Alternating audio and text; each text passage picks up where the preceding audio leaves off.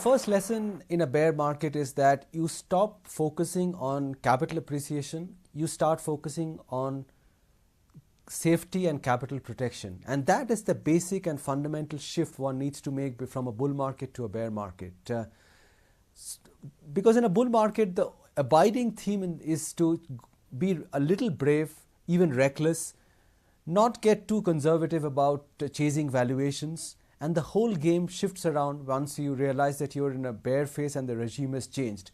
Then the focus is not how much money you can make, but whether your principle is intact and whether you're still standing at the end of the bear phase to be able to participate in the next bull run. And therefore, a few things which investors must do is to look at things like cutting down on high PE stocks. Because the moment a bear market sets in, P multiples have a habit of contracting. The more expensive sectors, 50, 60 Ps, those are the sectors which start to lose and shed some of their momentum, ownership and P multiple. And you should be extremely alive to that danger of that happening, and therefore high PE should be a bit of a no or don't touch in a bear market. The other thing is high beta.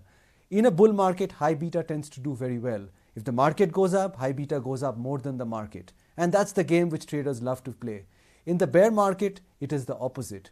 When markets start tanking, high beta names start falling more, and therefore you should be careful. Case in point, the bank nifty. When the market was going higher, the bank nifty was the leader. If the market went up X, the bank nifty would go up 2X sometimes. However, now that the tide has turned, you have to be careful about financials as a sector, because like it led on the way up, it could probably lead on the way down as well. So these are some of the building blocks of the thought approach to bear markets. Cut down PE, cut down high beta, focus on capital preservation, because you have to ride out this rough phase and be ready for the next up move.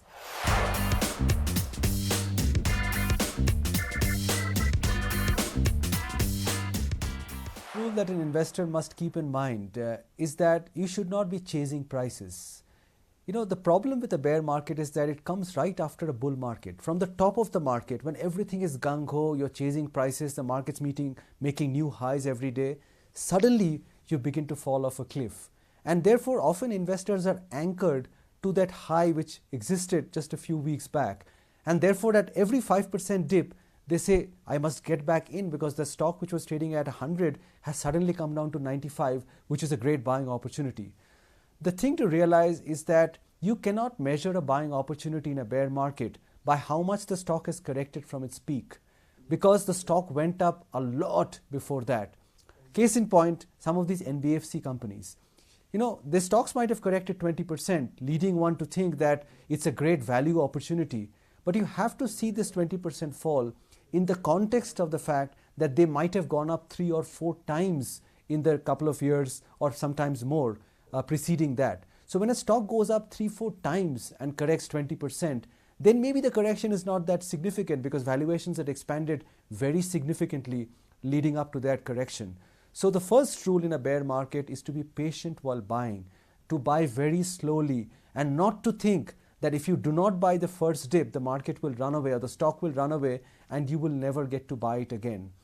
So the orientation should be buy slowly, buy gradually. You will never catch the bottom, but by doing that, you will probably be able to enter a good business at a very good price, and then you have to hunker down and be patient over a period of time, whether it's 1 year or 1.5 years or 2 years, till the next bull market happen once again, when all this patience will finally get rewarded. So the first is to be patient while buying, and then to be patient while holding through the bear phase so that you can participate in the next upcycle.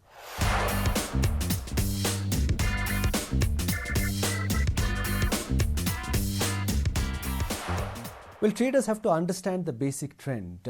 In a bull market, the mantra for a trader is buy the dips. In a bear market, it is generally the opposite, which is sell the rallies. But it is important to understand that any rally that you participate in is essentially a counter trend. And traders often, even in bear markets, make as much money in participating in the counter trend rally than in shorting the market on the declines, because counter trend rallies can be very, very sharp and vicious, and if you catch it, you can suddenly make a lot of money. So even in a bear market, you have to be on both sides of the market as a trader. The thing is that when you're playing counter trend, you have to be skittish. You have to realize that this is not going with the trend. The trend is on one way, which is down.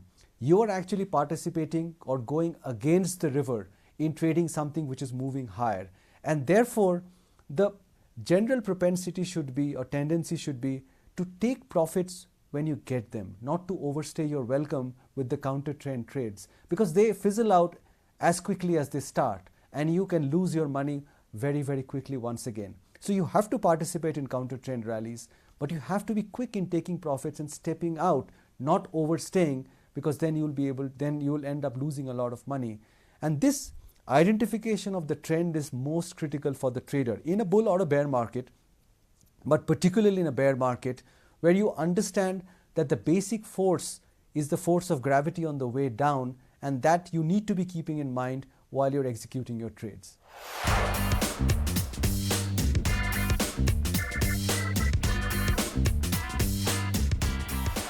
This is the very, very important part of being or operating in a bear market, which is the price damage and the time damage. The price damage happens fairly quickly into a bear market. The first 1/3 of it, most people do not catch because they are anchored to the bull market. And suddenly they see, what happened? I've lost 30% from the top. It's when you start waking up to the possibility, as has happened with many mid caps. I mean, from the budget day this year, many mid caps were down 25-30%, but people were very nonchalant about it. They were very cool about it, that, okay, it's just a correction because valuations had expanded and we'll get back to new highs soon. Not only did that not happen, the mid caps and small caps continued to fall and they were down 50-60% in many cases. So the bear market starts slowly or quickly, and then somewhere in the middle of it you realize that the bull market has changed and now you're sitting in the midst of something else.